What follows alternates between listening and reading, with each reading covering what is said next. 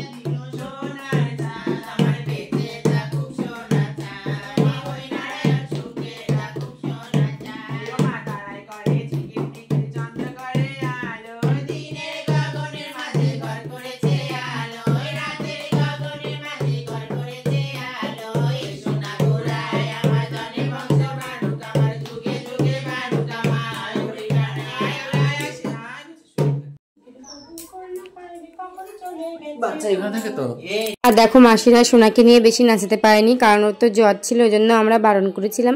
আর ওনারা কিন্তু ভীষণ ভালো ব্যবহার করেছে, সোনাকে বলার সাথে সাথে অল্প একটু নাচানোর পর আমাদেরকে দিয়ে দিয়েছিল, কোনো ঝামেলাই করেনি।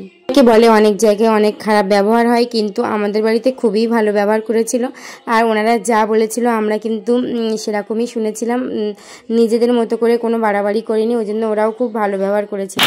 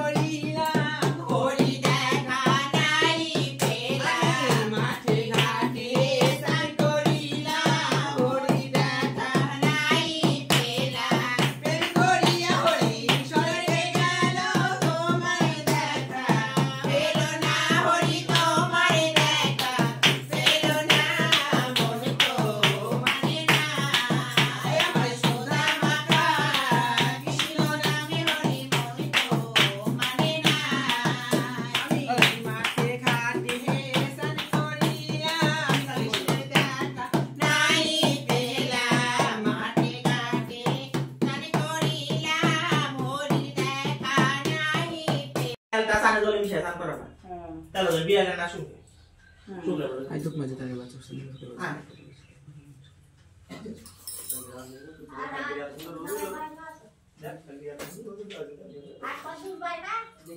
सारा দিয়ে সারা খেলতে মাসি করব বাচ্চা এখানে থাকে তো পার্সোনালি আমার মেয়ে হয়েছে বলে আমি ভীষণই খুশি ছিলাম। ওর জন্য কোনো টাকা পয়সা নিয়ে দরদামও আমি করতে চাইনি।